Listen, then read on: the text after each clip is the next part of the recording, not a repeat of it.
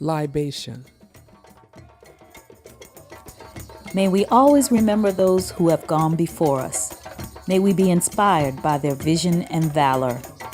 May their lives continuously remind us that service is more important than success, that people are more important than possessions, that principle is more important than power. May whatever we do be shaped and molded by honesty, competence, and commitment. May our children and our children's children carry forth with pride the nobility of our history and tradition. To the Creator of all of us, we dedicate our lives to make this world better and more beautiful. Ashé.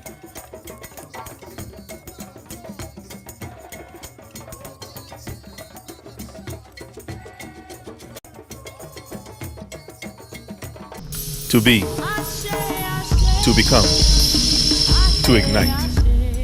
A spark rising across oceans and lifetimes, yielding progress and power with purposeful precision, commanding change. Bright, illuminating ancestral spark, sacred breath-blown sovereignty, inspiring insight to innovate, to see beyond, to invoke meaning in the moments, the ability to be more, to vision the future, to make things happen. And we say, Ashé. This beginning was like so many other beginnings, a start with empty space. Empty space ready to be filled by a team of excited people ready to build a home for culture. And cheerleaders. And certainly cheerleaders need a head leader.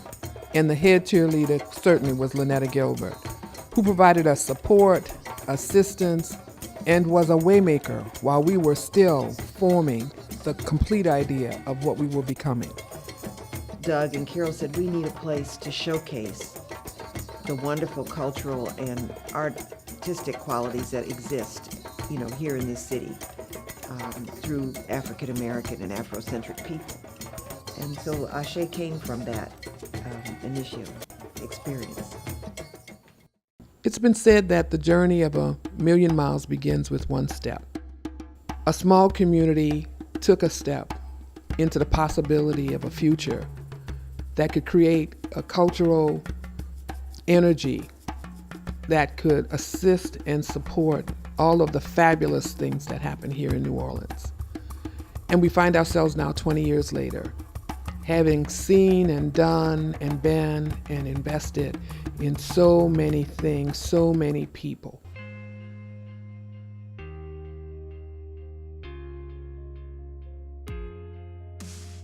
Working with what some people would call folk artists, some people would call street artists, but basically, like you said, another kind of artist. Did working with them do something for you that you don't think you was getting at Dillard or someplace else? It did, because what it did was made me understand the connection between art and community, right? We were, during the 60s and the 70s, everybody was looking at Africa and trying to find a context on which they could live and grow and do their work. And everything we heard about Africa was that the artists were an essential part of the community. You didn't create outside your community. You just didn't create art for art, right? Whatever you created was a part of the community you lived in. And I think Tamarine and Fan and the cultural elements in the city, the Indians and second line groups, afforded me the opportunity to feel and understand that really in a true context, because you were essentially creating for the community. I had an opportunity to visit Ashé for one of its Holiday on the Boulevard events, and that was probably my first time where I really got sort of immersed into what Ashé Cultural Arts Center was about and what it offered. The most memorable experience I had there, and most moving, was when the Freedom Riders completed their journey to New Orleans. And I guess it probably would have been in 2011 as a part of the 50th anniversary.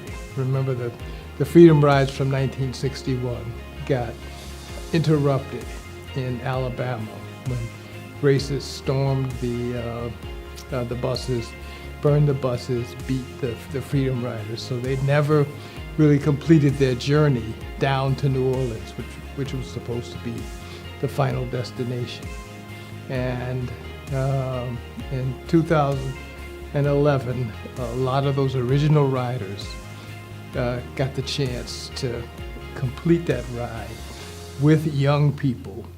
And rather than ending at the bus station, the Union Passenger Station, they came to Ashé and debarked from there. And then they had a gathering where people talked and celebrated and talked about this completion of this 50-year journey. I don't like telling Katrina stories, but right after Katrina, if you needed a mattress, you could go by Ashé, they had some. If you needed a refrigerator, you could go by Ashé, they had some. I believe that if you say that you are for equality, then you must walk that walk. You must help people make a space to understand that their personal heritage is significant, that they have something to say, that their inspiration is a piece of the divine. You get a moment in time in a city where no one is almost willing to argue with you that racism is alive and well. You have the opportunity to just savor that moment and go on, or you have the opportunity to grab the moment and try to get something more out of it.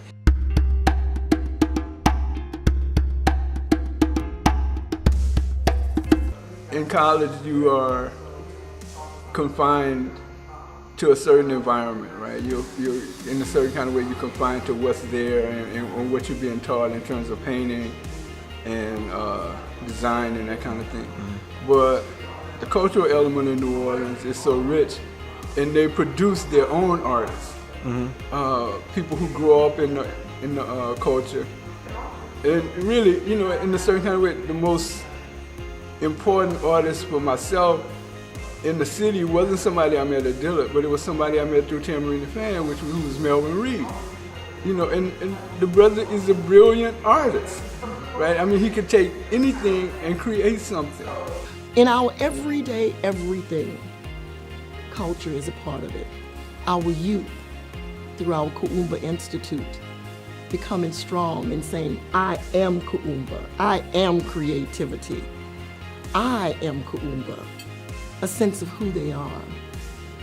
Our programs have brought the world to us. People have learned and heard about the work we're doing here at Ashé Cultural Arts Center. As a result of that, they seek us out. When there was a disaster in Japan, Japan wanted to know, how did Ashé help in the recovery of New Orleans after the hurricane? And we went to them at their request to show them how culture was the bridge.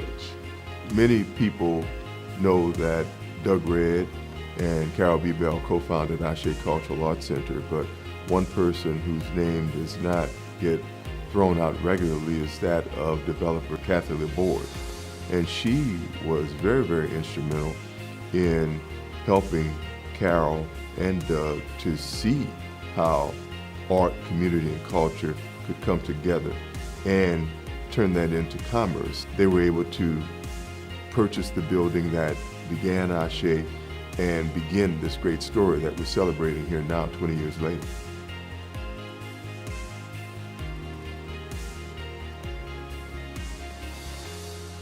And basically, if you choose to work as an artist and actually work as an artist, then you got to make money doing this. One of my jobs cut me back to 9 hours a week, which they kept me at until July of 2006.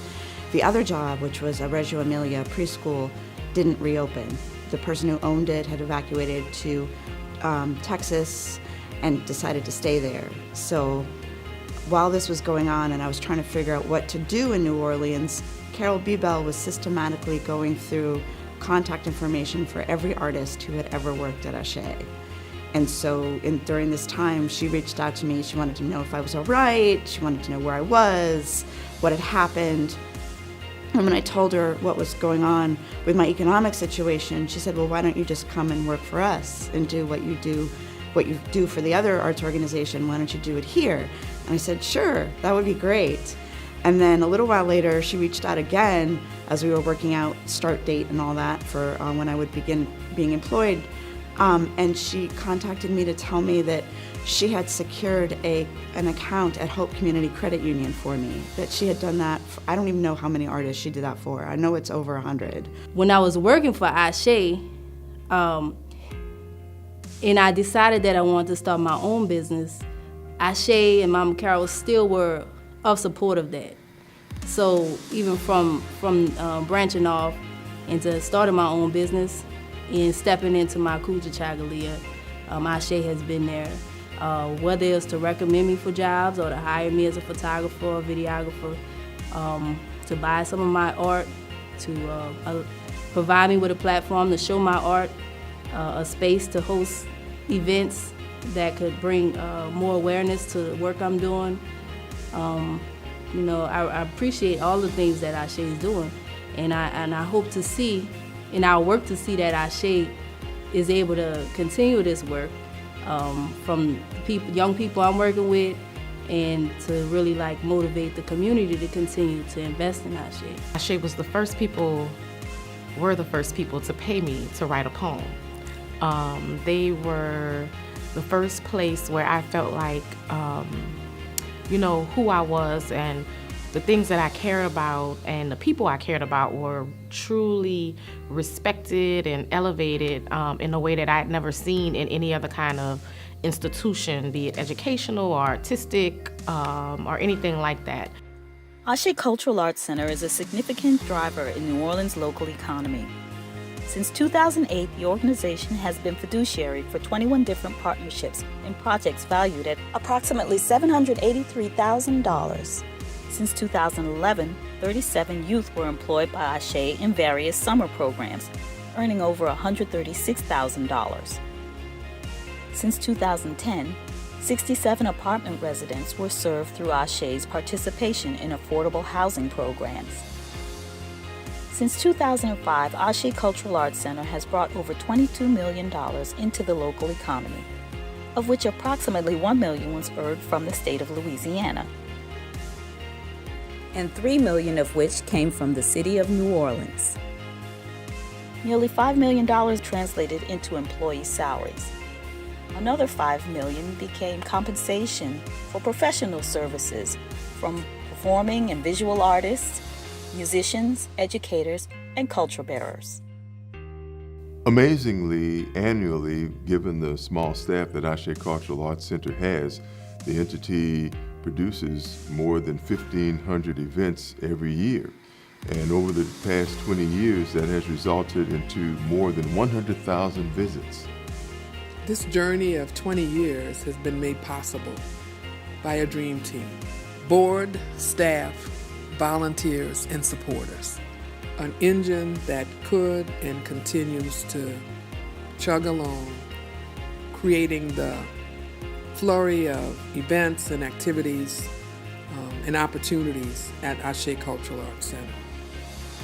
Without them, there would be no Ashé. And so we learn again the lesson that we is stronger than I or me.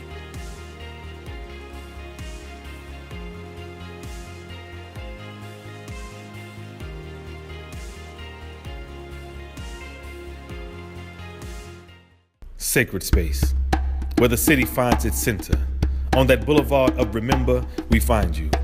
Culture rising from deep beneath your bones, deep inside your exposed walls, reminding us of what it takes to be bold and beautiful. Dancing across blackness and brilliance, offering color and communion to each of those who cross its threshold. Layered in love, for every soul, young and old, believing in the power of possibility, here find sanctity. You who pound feet into the ground, You, architect of feather and crown. You who dare to make sound with hands and words and movement, magic and music. You, revolutionary in the art of remembrance and resistance. You are welcome here. Here, find home. And we say, Ashé.